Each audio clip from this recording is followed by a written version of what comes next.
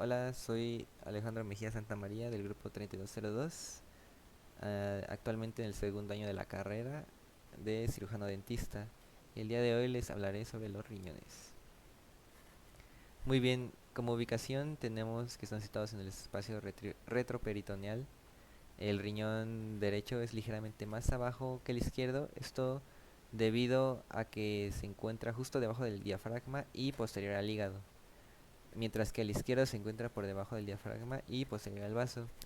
Los riñones están localizados entre los procesos transversos de la T12 a la L3 y los polos superiores de ambos riñones se ubican a nivel de T12, mientras que los polos inferiores están a nivel de L3. Ahora bien, en esta imagen es una relación posterior a los riñones. Aquí nos señalan cosas importantes como el músculo psoas. Aquí lo tenemos, el músculo psoas mayor. En la parte media del riñón tendremos al músculo cuadrado del lumbar, aquí lo tenemos. Y en su parte externa también tendremos a la aponeurosis del músculo transverso del abdomen, sería esta parte. También, como observamos, el riñón izquierdo ocupa más el área de la proyección de la costilla 11 y llega hasta la proyección de la costilla 12, mientras que el riñón derecho solo llega desde el diafragma hasta la proyección 12. Ahora bien, en relaciones anatómicas, tenemos que el riñón derecho, en su parte superior, al igual que el riñón izquierdo, estarán junto a la glándula suprarrenal derecha y suprarrenal izquierda.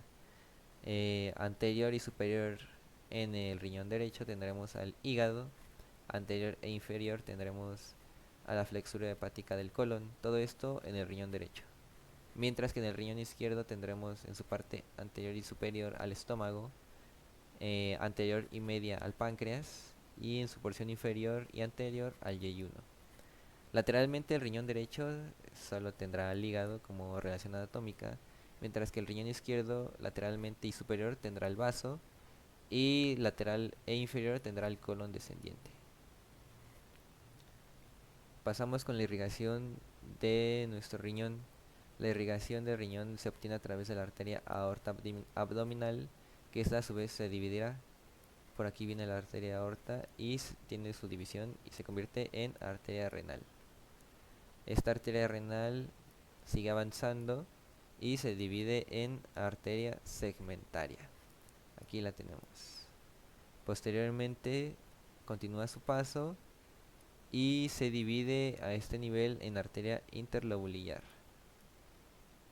Luego avanza y a este nivel se divide para formar la arteria arcuata o arqueada.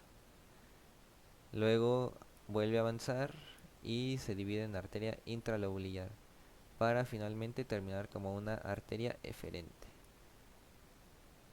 Ahora bien, con la irrigación venosa, recordemos que nos quedamos con la arteria eferente. Bueno, sigue su vena eferente. Se conecta la arteria con la vena eferente. Avanza y sigue la vena intralobulillar para después convertirse en arteria arcuata. Avanza y se convierte en arteria interlobulillar.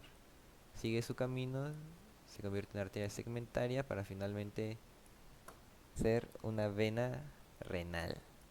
Y esta vena renal se drena con la vena cava inferior. En estructura tendremos que,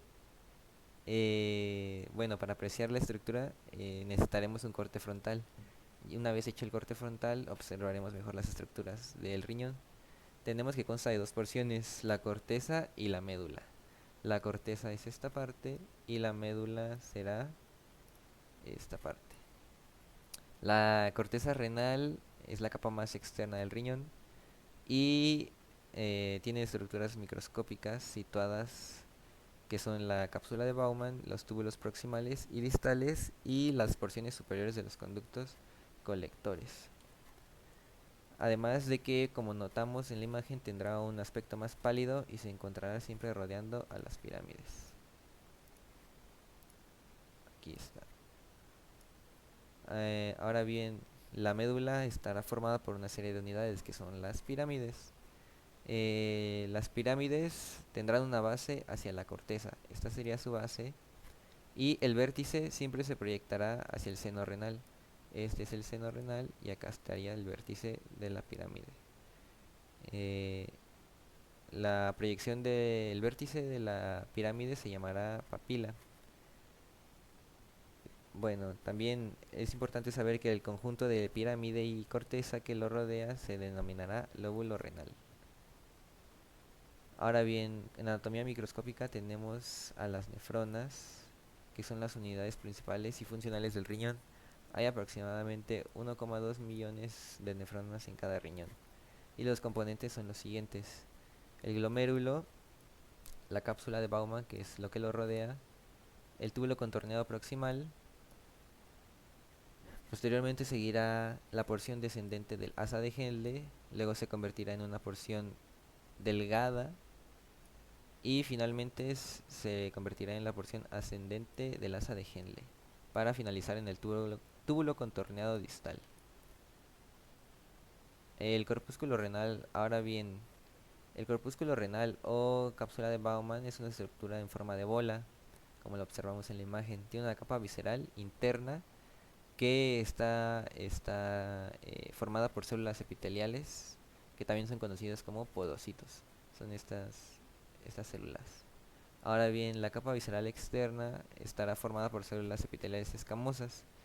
Y finalmente tendremos al espacio de Bowman, que es este espacio que tenemos aquí. Es el espacio entre la capa parietal y la capa visceral de la cápsula. En este espacio se recoge el filtrado, que es la orina, y se drena en el túbulo contorneado proximal. El túbulo renal, ahora bien, tendremos que se divide en túbulo contorneado proximal. Este túbulo contorneado proximal, su principal función será la reabsorción, especialmente de glucosa, electrolitos, aminoácidos y péptidos. Posteriormente avanzará y seguirá con el túbulo recto proximal. El túbulo recto proximal, su función es una secretación tanto de aniones orgánicos como de cationes orgánicos. Luego se sigue el camino y se encuentra el asa de Henle. Tiene una porción delgada descendiente y luego la porción ascendente. En ambas formas se encuentran por epitelio escamoso simple y participan en el transporte pasivo de agua y electrolitos. Finalmente tenemos al túbulo contorneado distal. Aquí se encarga de afinar, digamos, los componentes de la orina. En este lugar es donde se da la última reabsorción de el líquido que está pasando por todo este túbulo. Y estará revestido por un epitelio cúbico con unas vellosidades. Ahora viene el aparato yuxtaglomerular. Este aparato es muy importante ya que de aquí dependerá la presión arterial y la homeostasis de líquidos. Es muy importante conocer su función ya que esto nos puede ayudar en un abordaje clínico con un paciente con hipertensión arterial. Tenemos que este aparato tendrá células yuxtaglomerulares, que son células musculares lisas, agrandadas principalmente en las arteriolas eferentes. Y estas células, que son las que se señalan en esta imagen, pueden dilatar o contraer a las arteriolas. Esto es lo que provoca que se ajuste la presión dentro del glomérulo. Posteriormente tendremos a las células de la mácula densa.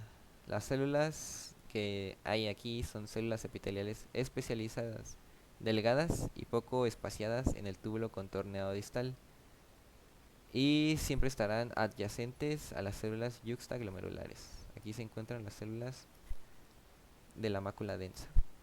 Estas células estimulan a las células yuxtaglomerulares para que se dilaten o se contraigan las arteriolas, ajustando la tasa de filtración glomerular para mantener la homeostasis. Finalmente tendremos a las células mesangiales, que se encontrarán en esta parte. Son células planas y alargadas en la hendidura entre las arteriolas eferentes y aferentes, y están conectadas a las células de la mácula densa y yuxtaglomerulares por medio de las uniones tipo gap. Ahora bien, los medicamentos que se interfieren en la función renal son principalmente los AINES, antibióticos, laxantes y antiácidos. Es importante destacar que todos estos medicamentos interfieren siempre y cuando sean mal utilizados, con dosis altas, con un tratamiento muy largo o cuando se automedican las personas por tiempos prolongados, es cuando pueden empezar las afecciones renales. Sin embargo, si se usan con una receta médica, se lleva un control médico, estos no llegarán a ser tan dañinos con el riñón. Y finalmente tendremos los tratamientos sustitutos de la función renal. Quería hablar acerca de la diálisis y hemodiálisis. La diálisis puede ser una técnica domiciliaria o hospitalaria. En esta se coloca un catéter en el abdomen y se ingresa un líquido que alrededor de 2 litros más o menos para que entre en contacto con la membrana, y esta membrana es la que se encuentra en los intestinos, y esto hará que se haga un intercambio de líquidos. Mientras que la hemodiálisis se realiza habitualmente en un centro de diálisis o centro hospitalario. Estas son sesiones en donde se drena, se filtra la sangre, se lleva a una máquina, se saca de la persona, se lleva a la máquina, se filtra y se regresa la sangre de nuevo a la persona. Dura aproximadamente entre 3 horas a 4 horas y media y se realiza entre 2 a 3 sesiones por día. Esto principalmente para mantener la salud del paciente en un estado general saludable.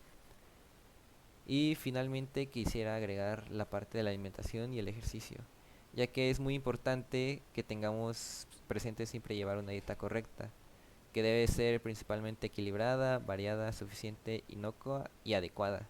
Además de que es importante tener presente la actividad física. Bueno, en caso de los adultos se recomienda una actividad física de 30 minutos diarios, mientras que en los niños, dependiendo de su edad, puede variar entre 60 a 90 minutos. Pero siempre es importante acudir con el especialista en nutrición para que nos dé una valoración personalizada y sea adecuado dependiendo de tus requerimientos. Así que esto sería todo de mi parte. Espero que haya sido de su agrado esta presentación y les haya servido para obtener más información general acerca de los riñones. Gracias.